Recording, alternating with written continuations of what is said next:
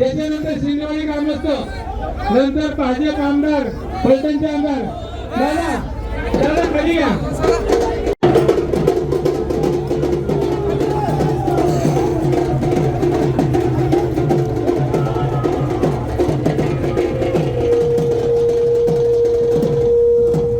ऐका आता चला बाकी घरी.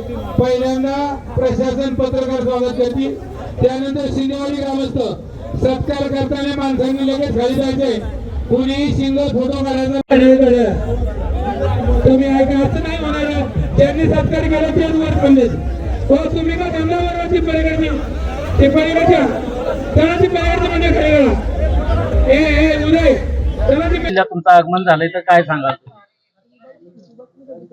गेले 4 टर्म या वाई विधानसभा मतदारसंघामधील लोकांनी मला निवडून दिलेलं आहे आणि या वेळेला निवडून देत असताना लोकांची खूप मोठी अपेक्षा होती की काही करून आपल्या मतदारसंघाला माझ्या रूपानं मंत्रिपद मिळावं आणि महायुती सरकारच्या माध्यमातून या राज्याचे मुख्यमंत्री देवेंद्रजी फडणवीस साहेब असतील, आमचे नेते आणि उपमुख्यमंत्री नामदार अजितदादा, दुसरे उपमुख्यमंत्री नामदार एकनाथरावजी शिंदे साहेब यांच्या महायुती सरकारनं ही मंत्रिपदावर मला काम करण्याची संधी दिलेली आहे.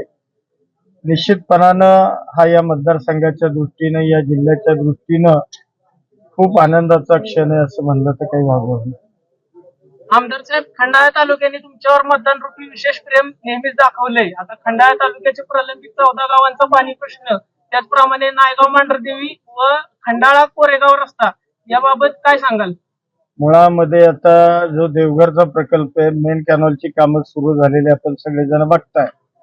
3 उपसा सिंचन योजनांची कामं आता टेंडर मंजुरीच्या अंतिम क्षणी, म्हणजे मंजुरीच्या अंतिम क्षणी ती त्या ठिकाणी फाईल आहेत. लवकरच त्या उपसा सिंचन योजनांना मान्यता मिळेल आणि लवकरात लवकर या देवघरच्या 3 उपसा सिंचन योजनांची कामं सुरू त्या ठिकाणी होतील. देवघरचे जे उर्वरित शिल्लक पाणी आहे या तालुक्याच्या वाट्याचे, त्या शिल्लक पाण्यामधून जी खंडाळ्याच्या उर्वरित 14 गावांची मागणी आहे ती सुद्धा मागणी भविष्यामध्ये निश्चितपणानं पूर्णत्वाला जाईल हा विश्वास या निमित्तानं मी या ठिकाणी आपल्याला देतो. मांढरदेव रस्ता असेल, गेले कित्येक वर्षाचा हा प्रश्न आहे.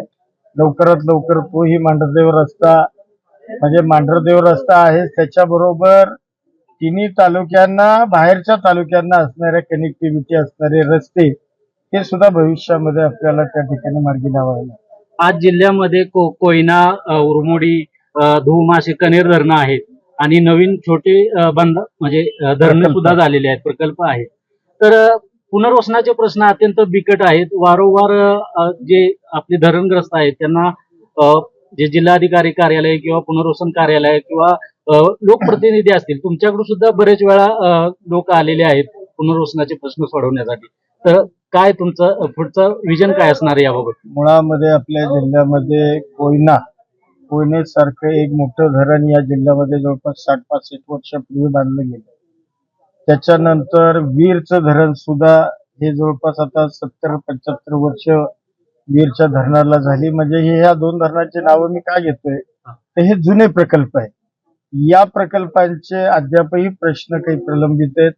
त्याच्यानंतर मग झालेले धोम असेल, त्याच्यानंतर झालेलं कन्हेर असेल, त्याच्यानंतर झालेलं उरमोडी असेल, त्याच्यानंतर झालेलं बलकवडीचा काही एवढा प्रश्न नाही, छोटेसे प्रश्न आहेत बलकवडीचे. अन्य जे काही या जिल्ह्यामध्ये प्रत्येक व्हॅलीमध्ये धरण आहेत आणि प्रत्येक धरणाच्या प्रकल्पग्रस्तांचे काही प्रश्न प्रलंबित आहेत. निश्चितपणाने या खात्याच्या माध्यमातून या प्रश्नांना भविष्यामध्ये न्याय देण्याची भूमिका ही मी निश्चितपणाने. राज्याचं विजन काय असेल तुम्ही मंत्री म्हणून? नाही, राज्याचं विजन म्हणजे हे खातच मुळामध्ये तसं मोठं खाते आहे. हो. आता या राज्यामध्ये अनेक धरणं आहेत. या धरणांचे असणारे प्रकल्पग्रस्तांचे प्रश्न हे त्या ठिकाणी प्राधान्याने सोडवावे लागतील. अन्य या विभागाच्या अनुषंगाने असणारी जी कामं आहेत ही कामं सुद्धा भविष्यामध्ये आपल्याला त्या ठिकाणी मार्गी लावावी लागतील.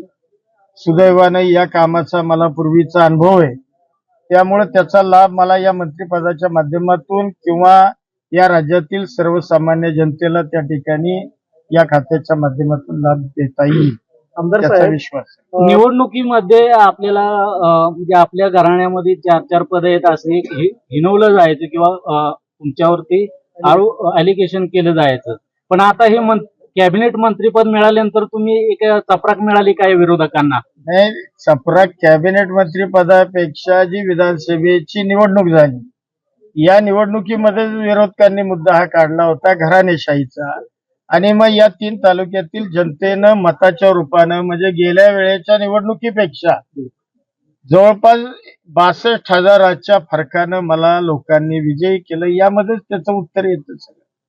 येत्या 3 तारखेच्या कार्यक्रमात नायगावच्या 100 कोटीच्या विकास आराखड्याबाबत आपण काय प्रयत्नशील आहात का? मुळामध्ये हा आराखडा माझ्याच प्रयत्नानं मंजूर झाला.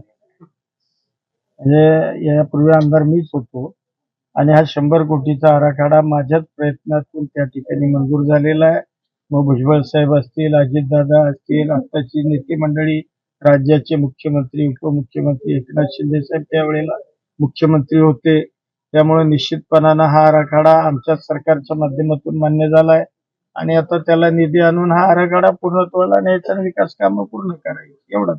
तालुक्यातले जे विरोधक आहेत म्हणजे पूर्वी आपल्या राष्ट्रवादीमध्येच होते पण नंतर ते तुमच्या विरोधात सुद्धा उभे राहिले, तर ते पुन्हा जर आपल्या राष्ट्रवादीमध्ये आले किंवा तुमच्या बरोबर आले तर तुम्ही घेणार का त्यांना? नाही, या विषयावर मी आज काय बोलू शकतो.